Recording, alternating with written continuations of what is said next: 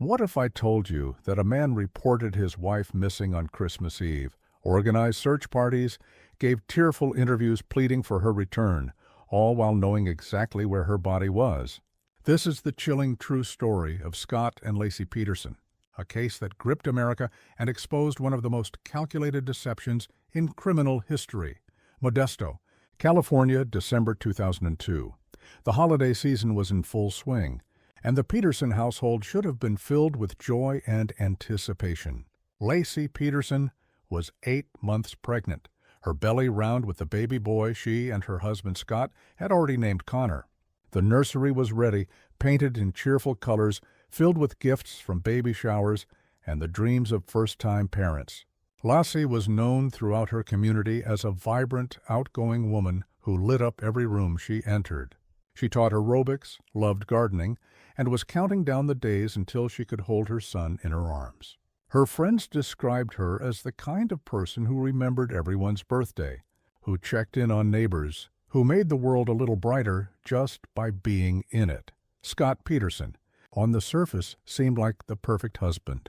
He was handsome, charming, and successful in his fertilizer sales business. The couple had been married for 5 years, having met in 1994 at a restaurant where Laci was working. Their romance had been whirlwind, and they seemed to embody the American dream. A beautiful home in a suburban neighborhood, a baby on the way, and a future that looked impossibly bright. But beneath this picture-perfect exterior, something dark was brewing. Scott Peterson was living a double life, and the facade was about to crumble in the most horrific way imaginable. December 24th, 2002. Christmas Eve morning dawned cold and clear in Modesto. Laci Peterson woke up that day with plans that were utterly ordinary. She intended to go grocery shopping, prepare for the holiday celebrations, and spend time with her family. Her mother, Sharon Rocha, had spoken with her the night before, discussing their plans for Christmas Day. Everything seemed normal, routine, just another day in the life of an expectant mother in her final weeks of pregnancy. But by nightfall, Laci Peterson would be gone, vanishing without a trace and triggering one of the most intensive searches in California history. Scott Peterson's account of that day would become the foundation of suspicion that would eventually lead to his conviction. According to Scott, he left home around 9:30 that morning to go fishing at the Berkeley Marina, about 90 miles away from their Modesto home. He claimed that when he departed, Laci was watching television and planning to walk their golden retriever in the nearby park. She was wearing black pants and a white shirt, her long, dark hair pulled back as it often was. Scott said he spent the day fishing for sturgeon in the San Francisco Bay. Despite the fact that it was cold, the weather was poor, and he had never expressed particular interest in fishing at that location before. He returned home around 4:30 in the afternoon, and that's when, according to him, he discovered his wife was missing. The house was empty. The dog was in the backyard with its leash still attached, muddy and distressed. Laci's purse and car keys were inside. Her car was in the driveway. Everything suggested she had simply stepped out for a moment and would return any second. But as the minutes turned to hours, Scott's concern allegedly grew. He showered, ate some pizza, and then called his mother-in-law Sharon around 5:15, asking if Laci was with her. When Sharon said no, panic set in. Scott called several of Laci's friends, and by 6 that evening, Sharon Rocha herself arrived at the Peterson home, and they reported Laci missing to the Modesto Police Department. What happened next was a massive mobilization. The Modesto community rallied together in a way that showcased the best of human nature. Thousands of volunteers flooded the area, organizing search parties that combed through parks, fields, and neighborhoods. Flyers with Laci's smiling face were posted on every street corner, in every shop window, across the entire region. Her photograph showing her radiant smile and pregnant belly became seared into the national consciousness. The media descended on Modesto, turning this missing person case into a 24/7 news cycle obsession. Scott Peterson appeared on multiple television programs, his face somber, his voice breaking as he pleaded for Laci's safe return. He organized volunteer efforts, spoke at vigils, and presented himself as a devastated husband, desperate to find his wife and unborn child. But even in those early days, something felt off to investigators and to those who knew the couple well. Scott's demeanor seemed strangely detached for a man whose pregnant wife had vanished. He appeared more annoyed than anguished at times, more concerned with controlling the narrative than with the actual search efforts. Friends and family members began noticing inconsistencies in his story. Why had he gone fishing so far from home on Christmas Eve? Why had he been so vague about the details of his day? And most disturbingly, why did he seem so certain that Lacey was already dead, even referring to her in the past tense during some conversations when everyone else was desperately clinging to hope that she would be found alive? While search parties scoured the landscape and the media broadcast Lacey's image across the nation, detectives from the Modesto Police Department were quietly conducting their own investigation into Scott Peterson. What they discovered would shatter the image of the devoted husband and reveal a man living a secret life that he had meticulously hidden from everyone around him. Just 2 weeks after Lacey's disappearance, on January 6, 2003, a woman named Amber Frey stepped forward with information that would change everything about this case. Amber Frey was a 27-year-old massage therapist and single mother living in Fresno, California. She was an attractive woman who had been navigating the difficult world of dating while raising her young daughter. In November 2002, she had been set up on a blind date with a man who introduced himself as Scott Peterson. He was charming, attentive, and seemingly everything she had been looking for. He told her he was unmarried, that he had never been married, and that he was ready for a serious relationship. Scott swept Amber off her feet with romantic gestures, expensive dinners, and promises of a future together. She had no reason to doubt him, no reason to suspect that the man showering her with affection was actually a married man whose wife was 8 months pregnant. Scott's deception was elaborate and constant. He told Amber he traveled frequently for business, which explained his absences and why she could never visit his home. He claimed he lived in Sacramento, not Modesto, further distancing his real life from the fantasy he was creating. On December 9, 2002, just 2 weeks before Lacey would disappear, Scott told Amber something chilling. He said that this would be his first Christmas without his wife, that he had lost her. Amber, assuming he was a widower, offered sympathy and support. She had no idea that his wife was very much alive at that moment, decorating their home for the holidays and preparing for their baby's arrival. This statement would later become one of the most damning pieces of evidence against Scott Peterson, suggesting premeditation and a plan that was already in motion. When Amber Frey saw the news coverage about Lacey Peterson's disappearance and recognized Scott from the broadcasts, she was horrified. A friend who had originally introduced them confirmed her worst fears. The man she had been dating, the man who had promised her a future, was the same man pleading on television for his missing pregnant wife's return. Amber immediately contacted the Modesto Police Department and agreed to cooperate fully with their investigation. What she did next required tremendous courage. At the request of detectives, Amber continued her relationship with Scott, recording every phone conversation they had. These recordings would provide investigators with an unprecedented window into Scott Peterson's psyche during the weeks following his wife's disappearance. The recorded conversations were stunning in their revelation of Scott's coldness and continued deception, even as massive search efforts were underway.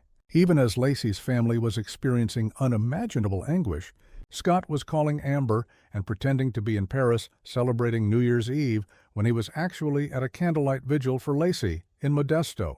The sounds of the vigil, with people praying and crying for Lacey's safe return, could be heard in the background of his call to Amber, yet he maintained his lie, describing the Eiffel Tower and the fireworks over the Seine. He told Amber he wanted a future with her, that he was falling in love with her, that once he got through this difficult time, they could be together. The audacity of his lies, the compartmentalization of his life, painted a picture of a man with a profoundly disturbed relationship with truth and reality. As January turned to February and winter deepened across California, the search for Laci Peterson continued with diminishing hope but unrelenting determination. Her family refused to give up, organizing vigils, maintaining the volunteer search efforts, and keeping her story in the public eye. But behind the scenes, the Modesto Police Department had shifted their focus almost entirely to Scott Peterson. The evidence they were accumulating, while largely circumstantial, was painting an increasingly damning picture of a man who had not only murdered his wife, but had planned it with cold calculation. Detectives discovered that in the weeks before Laci's disappearance, Scott had been researching San Francisco Bay tidal patterns and currents on his computer. He had purchased a boat just 2 weeks before Christmas, a 14-foot aluminum fishing boat that he paid for in cash and kept in a storage facility rather than at his home. This was particularly suspicious because Scott had never expressed serious interest in fishing before, and he never mentioned this boat purchase to Laci's family or to most of his friends. When investigators examined the boat, they found it had been recently cleaned, but they still managed to recover a single strand of Laci's hair caught in a pair of pliers. Even more disturbing, they discovered that Scott had created a concrete anchor using his own homemade mold in his warehouse workspace. The anchor was missing, but the mold remained, along with bags of cement and evidence of its recent use. Scott's behavior in the months following Laci's disappearance continued to raise red flags for investigators and for those who knew him. Rather than exhibiting the behavior of a grieving husband desperate for answers, he seemed intent on moving on with his life as quickly as possible. He sold Laci's car within weeks of her disappearance, an act that shocked her family and friends. He began looking into selling their home, the house where they had built their life together, where the nursery sat ready for a baby who would never come home. He had inquired about cashing in Laci's life insurance policy. He seemed less interested in searching for his wife than in liquidating the assets of their shared life. The media scrutiny intensified as these details began to leak out. Cable news programs devoted hours of coverage to the case, with legal analysts, criminal psychologists, and former prosecutors debating Scott's guilt on a nightly basis. The court of public opinion had largely convicted him already, and Scott was aware of this. He hired a high-powered defense attorney, Mark Garagos, who was known for representing celebrity clients and mounting aggressive defenses. Garagos began his own investigation and publicly proclaimed Scott's innocence, suggesting that Laci had been the victim of a random abduction, possibly connected to a robbery at a nearby home on the same day she disappeared. But this theory never gained much traction with investigators, who had evidence placing Scott at the Berkeley Marina on the very day Laci vanished. The waiting was agonizing for everyone involved. Laci's family existed in a terrible limbo, unable to grieve fully because there was no body, no definitive proof of death, yet unable to hope because deep in their hearts they knew she was gone. Sharon Rocha, Laci's mother, found herself in an impossible position. She had initially defended Scott, unable to believe that the man her daughter had married could be capable of such evil. But as the evidence mounted and the truth about his affair with Amber Frey became public, Sharon's support crumbled into devastation and rage. The man she had welcomed into her family, the father of her grandchild, had not only killed her daughter, but had looked her in the eye and lied about it repeatedly. Winter gave way to spring, and still there was no sign of Laci or baby Connor. The case seemed to be at a standstill, with police convinced of Scott's guilt, but lacking the physical evidence needed to make an arrest that would guarantee a conviction. Investigators maintained surveillance on Scott, watching his every move, hoping he might lead them to evidence or make a mistake that would break the case wide open. Scott seemed increasingly paranoid, checking his car for tracking devices and looking over his shoulder constantly. He had dyed his hair blonde and grown a goatee, changing his appearance in a way that made him less recognizable. He had obtained his brother's identification card. He had packed his vehicle with survival supplies, camping equipment, and a significant amount of cash. To investigators, it looked like a man preparing to run. April 13, 2003. Nearly 4 months after Laci Peterson vanished, a couple walking their dog along the rocky shoreline of San Francisco Bay made a discovery that would finally bring this case to its tragic conclusion. On the eastern shore of the bay, near Point Isabel Regional Shoreline in Richmond, California, they found the body of a baby boy. The tiny remains had washed ashore, wrapped in plastic and nylon tape. The location was significant, heartbreakingly so. It was just a few miles from the Berkeley Marina, the exact spot where Scott Peterson claimed he had been fishing alone on Christmas Eve. The following day, April 14th, a second body was discovered. About 1 mile north of where the baby had been found, the badly decomposed remains of an adult female washed up on the shore. She was missing her head and limbs, but the identifying characteristics that remained were enough. It was Laci Peterson.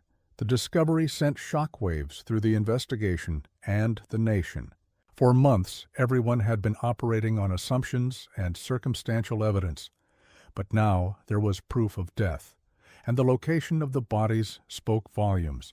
The probability that Laci and Connor would randomly end up washing ashore so close to where Scott had been on the day of her disappearance was infinitesimally small.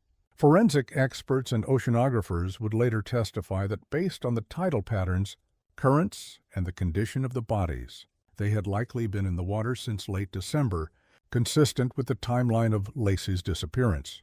The bodies had been weighted down, which explained why they remained submerged for so long.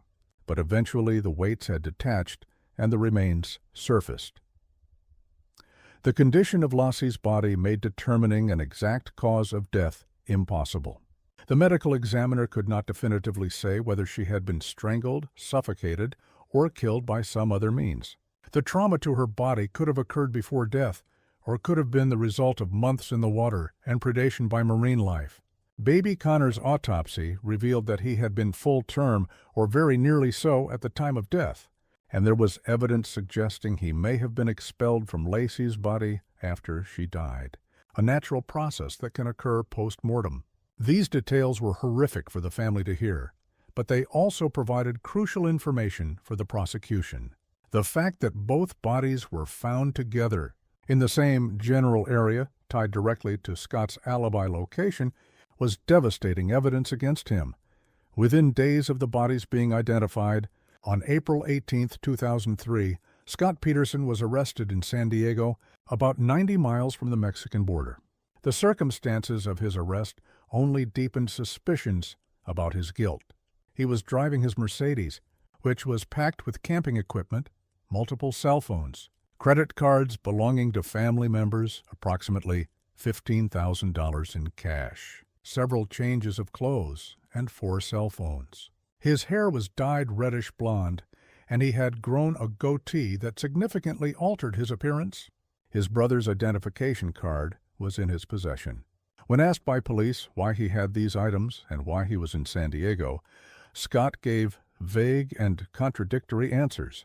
To investigators and prosecutors, this looked like a man who had been planning to flee the country, who knew that once those bodies were found, his freedom would be over.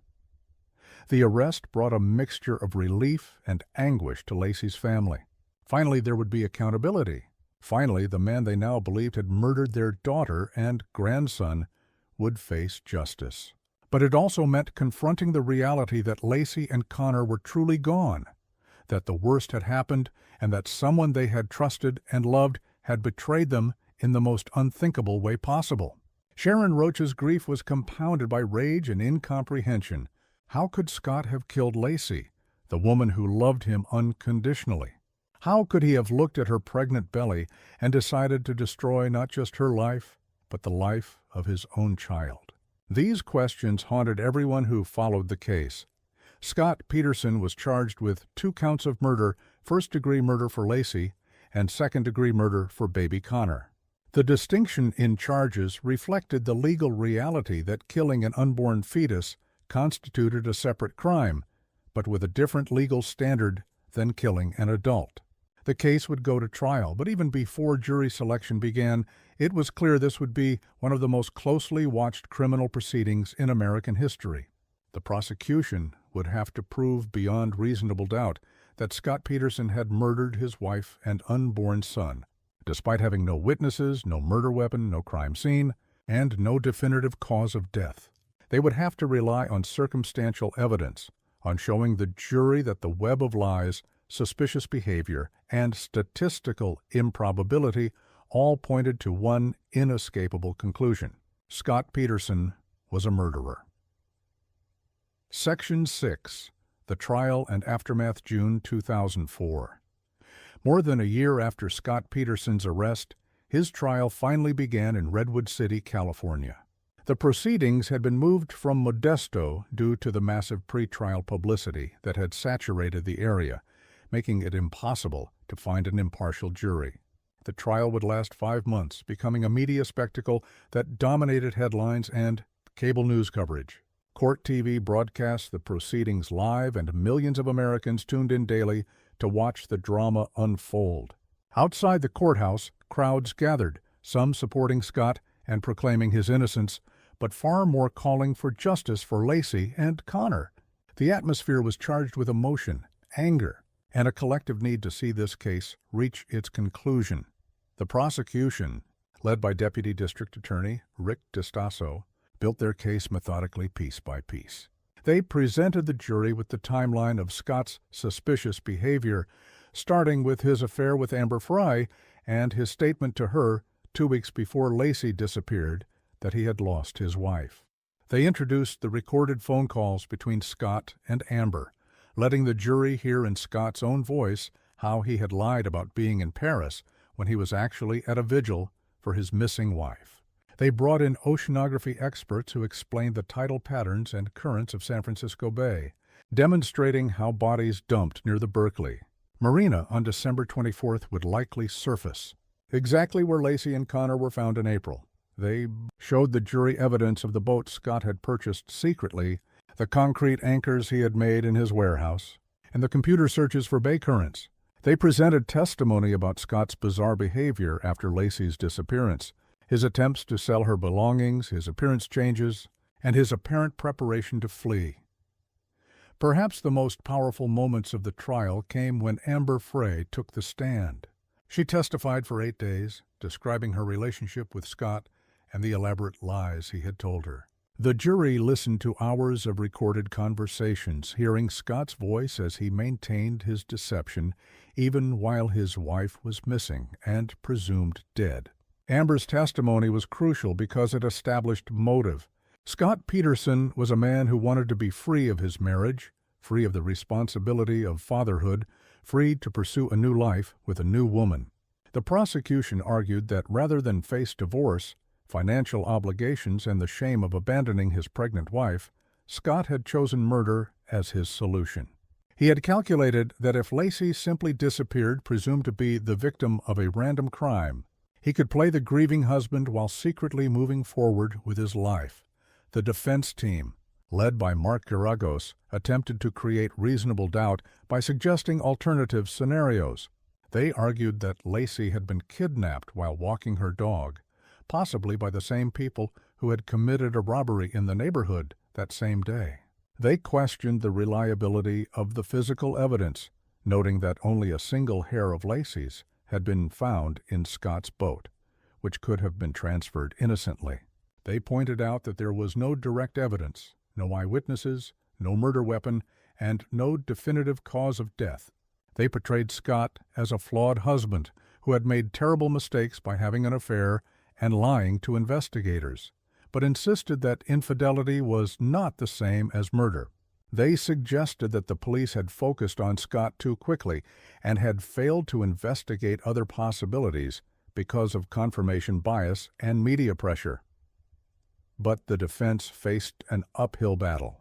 The circumstantial evidence was overwhelming in its totality. While each piece individually might be explained away, the combination of all the factors, the sheer number of coincidences required for Scott to be innocent, strained credulity. The jury deliberated for 7 days, carefully weighing the evidence and the burden of proof.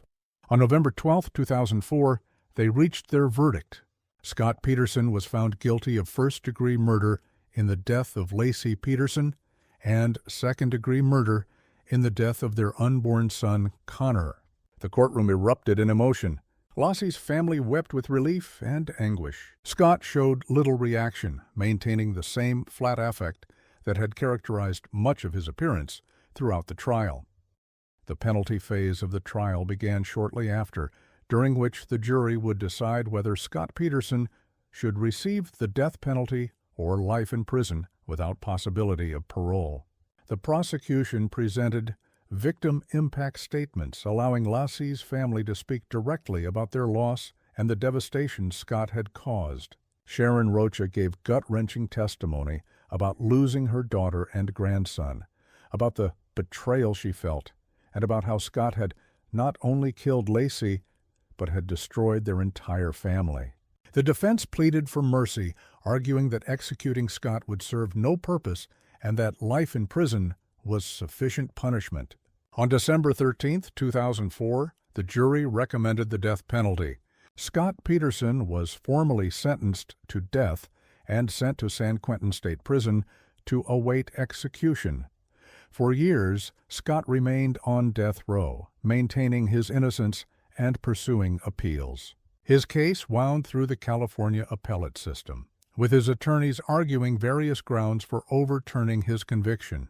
In 2020, the California Supreme Court overturned his death sentence, ruling that the trial judge had made errors during jury selection by improperly dismissing potential jurors who expressed general opposition to the death penalty, but said they could still impose it. However, the court upheld his murder convictions, finding that the evidence against him was substantial and that he had received a fair trial on the question of guilt. In December 2021, Scott Peterson was resentenced to life in prison without the possibility of parole. He will spend the rest of his life behind bars, and the legal proceedings that captivated a nation have finally reached their conclusion. The Scott Peterson case remains one of the most infamous murder cases in American history, not because of its brutality or uniqueness, but because of what it revealed about deception, narcissism, and the darkest capabilities of seemingly ordinary people. It became a cultural touchstone, referenced in countless true crime documentaries, television shows, and discussions about domestic violence and family annihilation. The case changed how many people view charming exteriors and perfect facades, serving as a grim reminder that evil does not always announce itself, obviously. For Laci's family, there is no closure, no return to normalcy, only the daily reality of living with an absence that can never be filled. The nursery that was prepared with such love and hope never welcomed baby Connor home. The bright, vibrant woman who touched so many lives was silenced forever by the person who had promised to love and protect her.